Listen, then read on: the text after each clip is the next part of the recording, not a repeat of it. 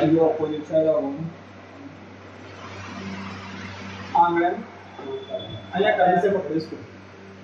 ચલો खड़े मैंने पकड़े नीचे में आटे वो बीचा में फंसा मेरे तो कोई और चीज लाके दो ये पकड़ी नीचे से नीचे मुझे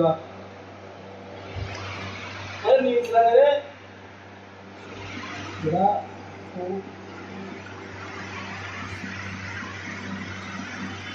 ये जल्दी बदन खाल से बताने लागी जावली ने અહીંયા પકડો અહીંયા પકડો તો બાજુ આ ગયા અરે